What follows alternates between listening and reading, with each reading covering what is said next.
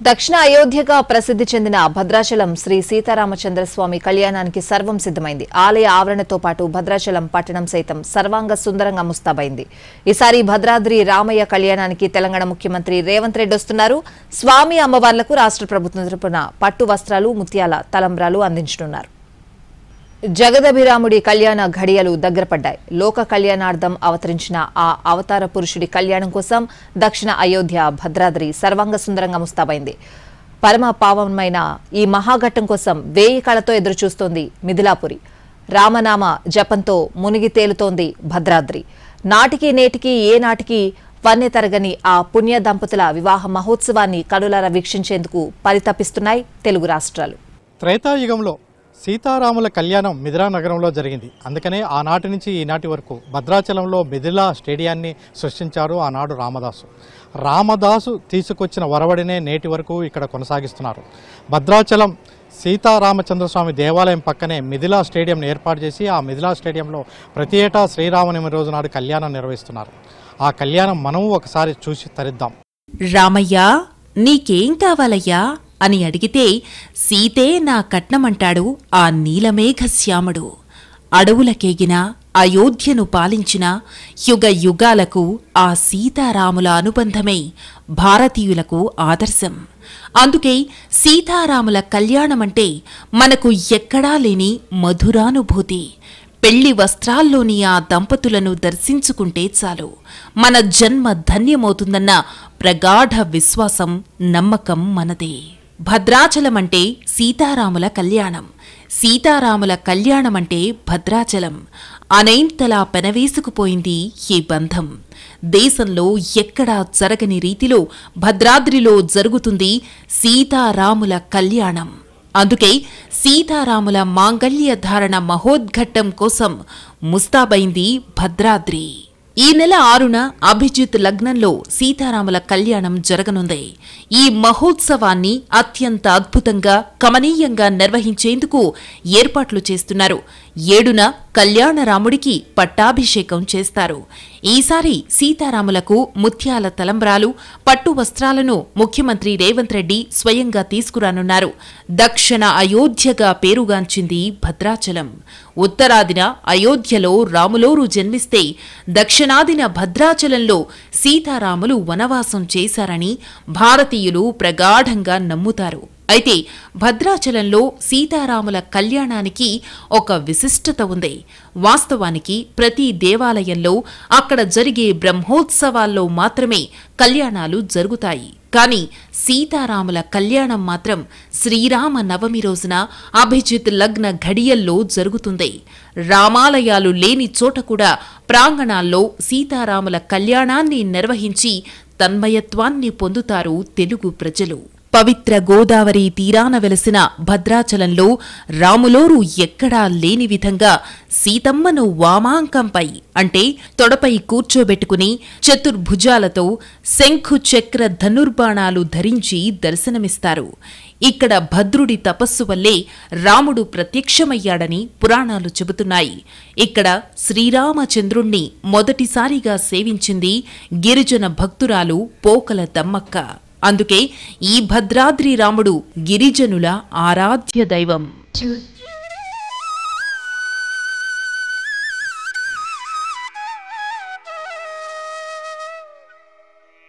స్థల పురాణం ఒకెత్తైతే కంచర్ల గోపన్న, అదే మన రామదాసు వల్ల ఈ దేవాలయం మరింత ప్రఖ్యాతినిగాంచింది.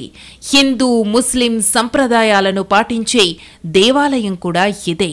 శ్రీరామనవమి రోజు మాత్రమే తలంబ్రాలు ముస్లిం సాంప్రదాయంలో ఉంటాయి. నవమి రోజున తలంబ్రాలలో ఎర్రటి గులాం కలుపుతారు.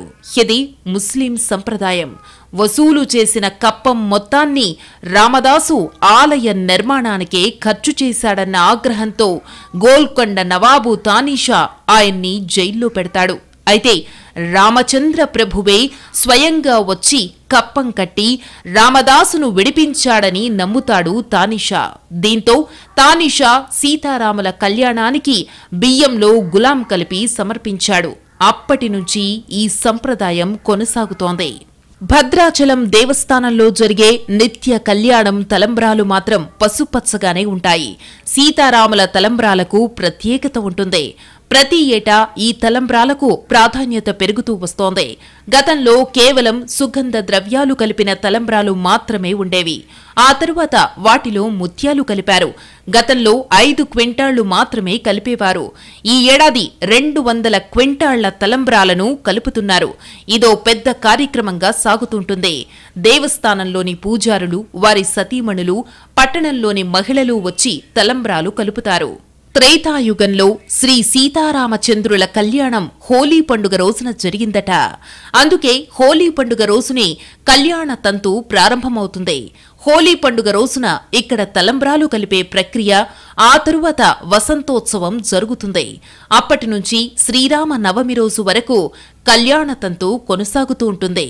తలంబ్రాలలో ముత్యాలు కలిపి ప్యాకెట్గా చేసి వాటిని విక్రయించడం కూడా జరుగుతుంది. ఇప్పటికే అన్ని పనులు స్టార్ట్ అయ్యాయి.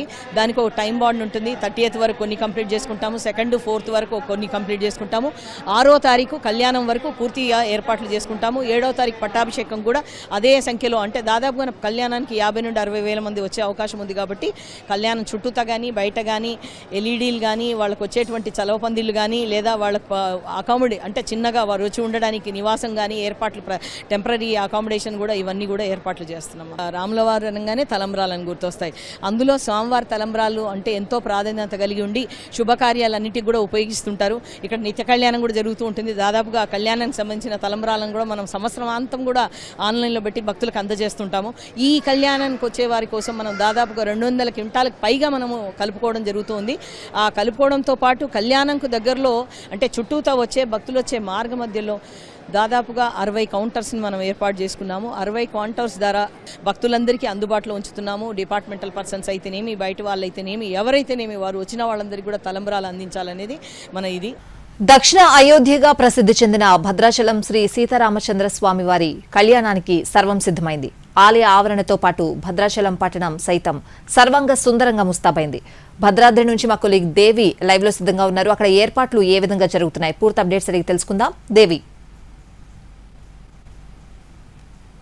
ఆపదామపహర్తారాం దాతారాం సర్వసంపదాం లోకాభిరామం శ్రీరామం భూయో భూయో నమామ్యహం.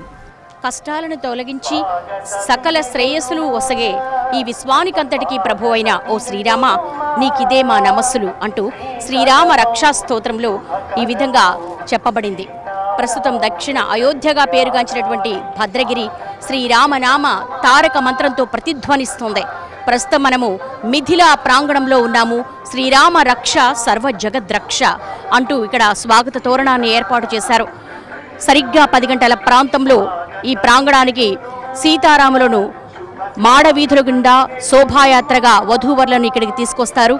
ఆనాడు కంచర్ల గోపన్న భక్త రామదాసు చేయించినటువంటి చింతాకు పథకము, ముత్యాలహారము, రామకంటి, అలాగే నానావిధ అలంకారాలతో స్వామి అమ్మవార్లను కళ్యాణ శోభతో ఇక్కడికి తీసుకుని వస్తారు. అక్కడ సింహాసనాన్ని ఏర్పాటు చేశారు.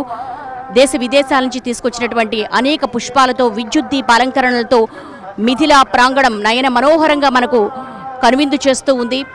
మనం నిన్న కూడా చెప్పుకున్నాము, ఇక్కడ సెక్టార్ వైజ్గా 26 సెక్టార్ల వైజ్గా విఐపి, వివిఐపి, సామాన్య భక్తులు ఏర్పాటు చేశారు. ఎవరికి ఎలాంటి అసౌకర్యం కలగకుండా కూడా సకల ఏర్పాట్లు చేశారు. అంతేకాకుండా ఇక్కడ మధ్యాహ్నం సరిగ్గా 12 గంటల ప్రాంతంలో అభిజిత్ లగ్నంలో స్వామి అమ్మవార్లకు ఒక శుభముహూర్తాన్ని నిర్ణయించారు. అభిజిత్ లగ్నం అంటేనే ఎలాంటి దోషము లేనిది అని అర్థం. స్వామివారు చైత్ర శుద్ధ నవమి రోజు జన్మించారు. ఆ నవమి రోజున 5 గ్రహాలు ఉచ్చస్థితిలో ఉన్నాయి కాబట్టి స్వామివారు పుట్టినరోజు రోజున, అంటే దేవుడు పుట్టినరోజు రోజునే ఈ శ్రీరామ నవమి రోజున స్వామి అమ్మవార్ల కళ్యాణ మహోత్సవాన్ని నిర్వహించినప్పుడు వాటిని వీక్షించినా రామ అని పలికినా కూడా సకల పాపాలు తొలగిపోతాయి, సర్వ శుభాలు కలుగుతాయని మనకు పురాణ వచనం. ఒక రకంగా చెప్పాలంటే తండ్రి మరణించినప్పటికీ కూడా దశరథ మహారాజు శ్రీరామచంద్రుడు చెక్కు చెదరలేదు. సీతమ్మ తల్లి తనకు దూరమైనప్పటికీ కూడా ఆయన ఆందోళన చెందలేదు. అలాగే రాజ్యాన్ని విడిచి వనవాసం చేసినప్పుడు కూడా ఆయన భీతిలలేదు. ఆయన ఒక పాజిటివ్ థింకింగ్కి నిదర్శనంగా చెప్తారు. ఎందుకంటే స్వామి ఎంత స్థితప్రజ్ఞతో ఉంటాడో, ఆయనకు వచ్చిన కష్టాలని ఏ విధంగా అనుభవించాడో వాటన్నిటినీ కూడా ఆచరించి చూపించాడు. కాబట్టి సకల మానవాళికి కూడా భారతీయ ఆధ్యాత్మికతకు ఆయన ఒక ఆత్మగా నిలిచారు. ఓ రకంగా చెప్పాలంటే ఎవరికైనా వివాహం జరిగేటప్పుడు అమ్మ ఎలా ఉందంటే అచ్చం సీతమ్మ తల్లిలా ఉందంటారు, అబ్బాయి ఎలా ఉన్నాడంటే శ్రీరామచంద్రుడిలా ఉన్నారు అంటారు. అందుకే ఆ ఆదర్శ దంపతులు ఈ సకల మానవాళికి కూడా ఒక ఆదర్శప్రాయంగా అన్యోన్యమైన దాంపత్యం కావచ్చు, ఆ కష్టాలు ఎదుర్కొన్నప్పుడు కావచ్చు, వీటన్నిటినీ కూడా వాళ్ళు ఆచరించి చూపారు. కాబట్టి శ్రీరామచంద్రుడు మర్యాద పురుషోత్తముడిగా నిలిచారు. సరిగ్గా 12 గంటల ప్రాంతంలో అభిజిత్ లగ్నంలో జానకిరాముల కళ్యాణ మహోత్సవం నిర్వహిస్తారు. కళ్యాణ క్రతువుకి ముందు నిర్వహించేటువంటి అనేక పూజాధికారులు ఈరోజు ఉదయం 8:30 గంటలకే తిరు కళ్యాణ మహోత్సవంలో ప్రత్యేకమైనటువంటి పంచామృతాలు పరిమళ ద్రవ్యాలతో అభిషేకం నిర్వహించారు. ఆ అభిషేకం నిర్వహించిన తర్వాత స్వామి అమ్మవార్లకు విశేష రీతిలో అలంకారం చేస్తారు. 17వ శతాబ్దంలో కంచర్ల గోపన్న, ఇక్కడ ఖమ్మం జిల్లాకు చెందినటువంటి నేలకొండపల్లిలో జన్మించినటువంటి కంచర్ల గోపన్న తానీషా మహాప్రభువు దగ్గర తహసీల్దారుగా పనిచేసేవారు. ఆయన దమ్మక్క నిర్మించినటువంటి ఒక పాకలో శ్రీరామచంద్రమూర్తి ప్రతిమలను చూసి చెలించి ఆయనకు ఆలయాన్ని కట్టించారు. ఆనాటి నుంచి ఈనాటి వరకు కూడా తరాలు మారినా యుగాలు మారినా కూడా ఇక్కడ స్వామికి విశేష రీతిలో కళ్యాణాన్ని నిర్వహించడం, తలంబ్రాలు పోయడం అనేది కేవలం భద్రాచలంలో మాత్రమే చూస్తాం. అయోధ్యలో ఉన్నది రాముడే, భద్రాచలంలో ఉన్నది రాముడే. అయినప్పటికీ కూడా ఇక్కడ మాత్రమే ఆయనకు కళ్యాణ మహోత్సవాన్ని నిర్వహిస్తారు. ఇక సీతారాముల కళ్యాణ మహోత్సవానికి 11:30 గంటల ప్రాంతంలో తెలంగాణ సీఎం రేవంత్ రెడ్డి విచ్చేస్తున్నారు. రాష్ట్ర ప్రభుత్వం తరపున పట్టు వస్త్రాలు, ముత్యాల తలంబరాలను తీసుకుని వచ్చి స్వామివారికి సమర్పిస్తారు. ఆ తర్వాత ఇక్కడ ఉన్నటువంటి లబ్ధిదారులతో కూడా ఆయన భోజనం చేస్తారని తెలుస్తోంది. ఇది ఇక్కడ ఉన్నటువంటి ఆధ్యాత్మిక వాతావరణం.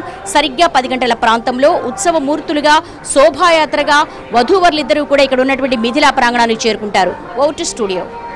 రాములోరి కళ్యాణంలో ప్రత్యేకమైనవి గోటి తలంబ్రాలు. ప్రేమగా, శ్రద్ధగా భక్తులు ఈ గోటి తలంబ్రాలను రాములోరికి సమర్పిస్తూ ఉంటారు. ఎవరికి తోచిన విధంగా వారు తమ రామ భక్తిని చాటుకుంటూ ఉంటారు. కాలంలో గోటి తలంబ్రాలకు ప్రాధాన్యత పెరిగింది. రాష్ట్ర ప్రభుత్వం నుంచి కళ్యాణ రాముడికి ముత్యాల తలంబ్రాలు వస్తే తూర్పు గోదావరి జిల్లా కోరుకొండ నుంచి గోటి తలంబ్రాలు వస్తున్నాయి. ఈ పరిసర ప్రాంతాలకు చెందిన భక్తులు తాము పండించిన వరి పంట నుంచి కొన్ని వడ్లను తీసి వాటికి పూజలు చేసి ఆ తరువాత గోళ్లతో బియ్యాన్ని వలుస్తారు. ఆ తరువాత ఆ బియ్యాన్ని తలంబ్రాలుగా తయారు చేసి పాదయాత్ర ద్వారా భద్రాచలానికి వచ్చి స్వామివారి తలంబ్రాలలో వాటిని కలుపుతారు. అత్యంత భక్తి శ్రద్ధలతో ఈ కార్యక్రమాన్ని పూర్తి చేస్తారు. అయితే ఇప్పుడు తెలంగాణలోని కొన్ని ప్రాంతాల నుంచి గోటి తలంబ్రాలు వస్తున్నాయి. ఉమ్మడి ఖమ్మం జిల్లా, వరంగల్ జిల్లాల నుంచి కూడా గోటి తలంబ్రాలను తీసుకుని వస్తున్నారు భక్తులు వానరుల వేషంలో వచ్చి గోటి తలంబ్రాలను సమర్పించారు. రామతత్వాన్ని ప్రచారం చేయడంలో భాగంగా తొలుత జూన్ నెలలో వరి విత్తనాలు భద్రాచలం శ్రీ సీతారామచంద్ర స్వామి వారి సన్నిధానాన్ని తీసుకొచ్చి ప్రత్యేకించి పూజలు చేసి ఆ వరి విత్తనాలు తీసుకుని వెళ్ళి చక్కగా భక్తులందరూ కూడా వానర వేషధానంతో వానరహారత అనేటువంటి కార్యక్రమంలో భాగంగా రామతత్వంలో పొందాలనేటువంటి సద్భావంతో పంట పండించి పండినటువంటి 800 కేజీల ధాన్యాన్ని 5 రాష్ట్రాల్లో 5,000 మందికి ఇచ్చి గోటితో వలిపించి రామనామ జపతలంబరాలు 14వసారి భద్రాచలం, 7వసారి వంటిమెట్ట, 3వసారి అయోధ్యకు కూడా ఈ రామతత్వాన్ని ప్రచారం చేయడం కోసం ఈ క్రతువు కొనసాగుతుంది. ఒక్క గోటి తలంబ్రాలే కాదు, తూర్పు గోదావరి జిల్లా మండపేట నుంచి స్వామివారికి కొబ్బరికాయను తీసుకొచ్చే సంప్రదాయం కూడా ఉంది. పెళ్లిలో కొబ్బరికాయను చేతిలో పెట్టి అమ్మాయిని అబ్బాయికి ధార పోసే సంప్రదాయం ఉంటుంది. అలాంటి సంప్రదాయంలో భాగమైన కొబ్బరికాయను కూడా స్వామివారికి మండపేట నుంచి తీసుకొచ్చి సమర్పిస్తారు.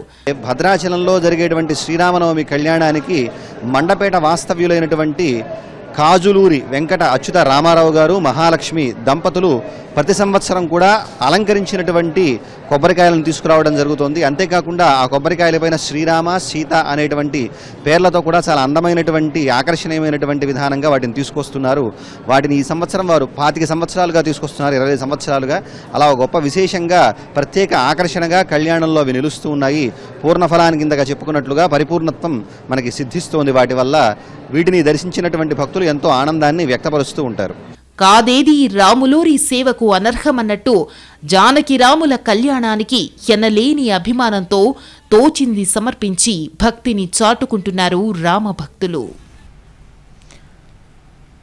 దక్షిణ అయోధ్య భద్రాద్రిలో సీతారాముల కళ్యాణ వేడుక ఏర్పాట్లు ముమ్మరంగా జరుగుతున్నాయి. రామయ్య పెళ్లిని అంగరంగ వైభవంగా నిర్వహించేందుకు అధికార యంత్రాంగం సమాయత్తమైంది.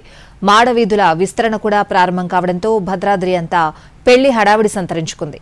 త్రేతాయుగంలో సీతారాముల కళ్యాణం మిథిలా నగరంలో జరిగింది. అందుకనే ఆనాటి నుంచి ఈనాటి వరకు భద్రాచలంలో మిథిలా స్టేడియాన్ని సృష్టించారు ఆనాడు రామదాసు తీసుకొచ్చిన వరవడినే నేటి వరకు ఇక్కడ కొనసాగిస్తున్నారు. భద్రాచలం సీతారామచంద్రస్వామి దేవాలయం పక్కనే మిథిలా స్టేడియంను ఏర్పాటు చేసి ఆ మిథిలా స్టేడియంలో ప్రతి ఏటా శ్రీరామనవమి రోజు నాడు కళ్యాణం నిర్వహిస్తున్నారు. ఆ కళ్యాణం మనము ఒకసారి చూసి తరిద్దాం.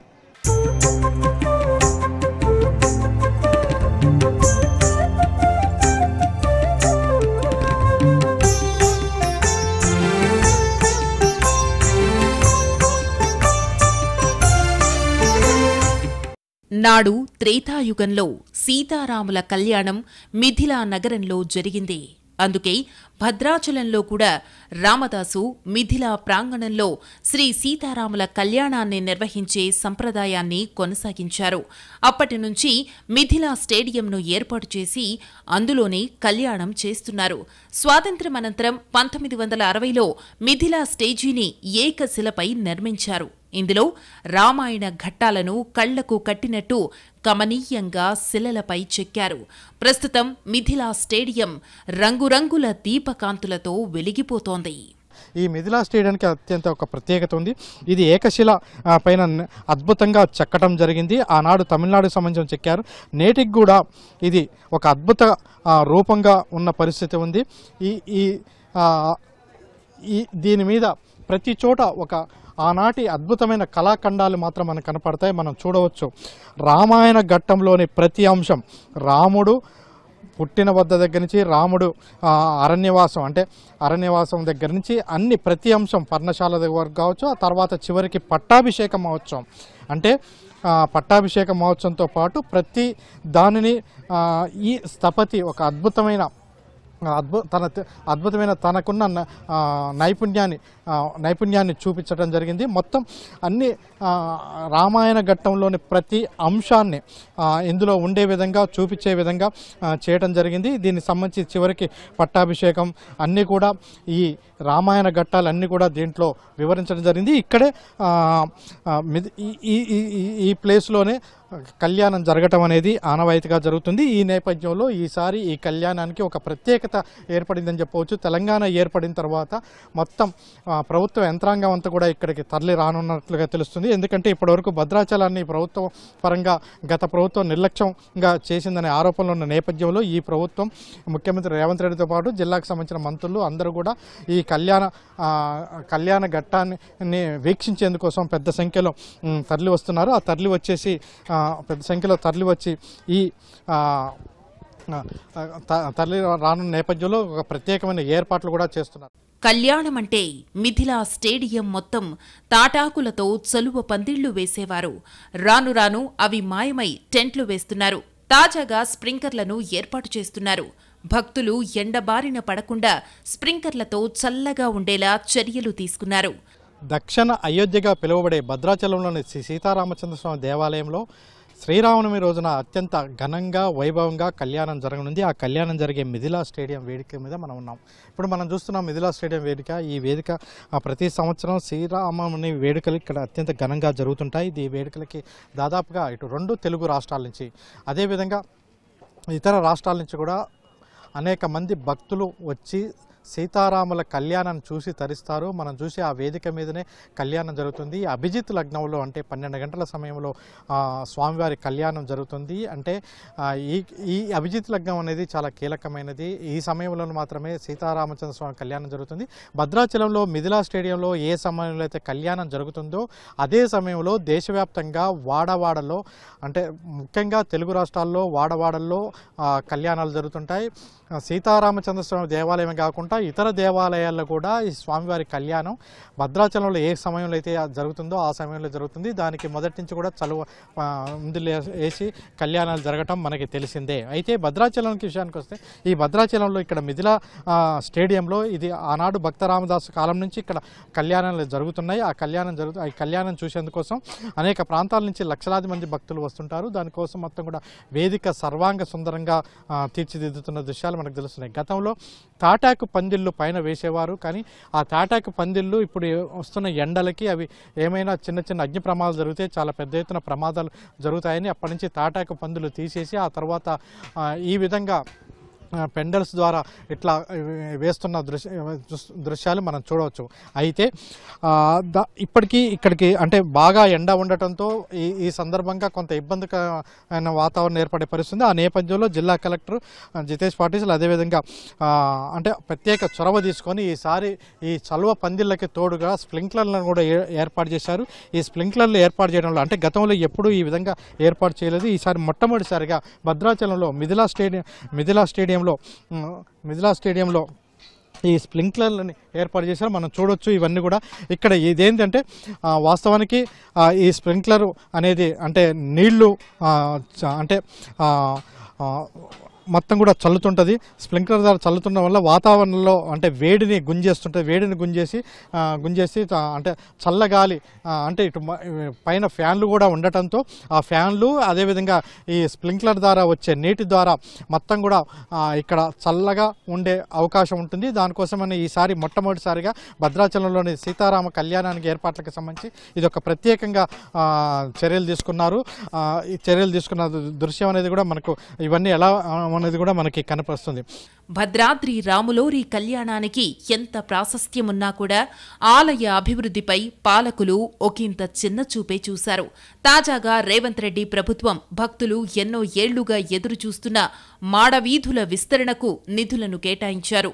ప్రస్తుతం భద్రాచలంలో రాములోరి కళ్యాణ ఏర్పాట్లతో పాటు మాడవీధుల విస్తరణ పనులు జరుగుతున్నాయి. గౌరవ ముఖ్యమంత్రి గారి దగ్గర కూడా పండుగ సందర్భంగా మనం పోస్టర్ రిలీజ్ కోసమని వెళ్ళడం జరిగింది.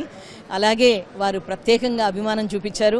భద్రాచలాన్ని ఏ విధంగా మనం అభివృద్ధి చేసుకుందాం అనే విషయంలో కూడా మాట్లాడి చక్కటి మనకు 34.5 కోట్లు కూడా దాదాపు 34,85,00,000 కూడా మనకు విడుదల చేయడం కూడా జరిగింది. ఈసారి ప్రత్యేకత ఏంటంటే మనం మాడవీధుల విస్తరణ అనేది వచ్చే భక్తులకు పెద్ద సౌకర్యాలు కల్పించాలనేది వారి ఉద్దేశము. అందుకే అందరు అధికారులతో చర్చించడము ఏమేమి ఏర్పాట్లు కావాలో దానికి అన్నిటికీ కూడా ప్రత్యేకమైనటువంటి శ్రద్ధ వహించమనడం కూడా జరిగింది. మాడవీధుల విస్తరణకు కూడా మనం already land acquisition process start అయింది. యాదగిరిగుట్ట మాస్టర్ ప్లాన్ తయారు చేసిన ఆనంద్ సాయి ఆర్కిటెక్ట్స్ భద్రాచలానికొచ్చి పరిశీలించి వెళ్లారు. ఓ ప్రతిపాదనను ఇచ్చారు. శ్రీరామ నవమి రోజున ముఖ్యమంత్రి రేవంత్ రెడ్డి ఆలయాభివృద్ధికి ప్రణాళికను ప్రకటిస్తారని ఆశిస్తున్నారు. ఇక 7న శ్రీరామ పట్టాభిషేకం జరగనుంది. ఈ పట్టాభిషేక మహోత్సవానికి గవర్నర్ జిష్ణుదేవ్ వర్మ రానున్నారు.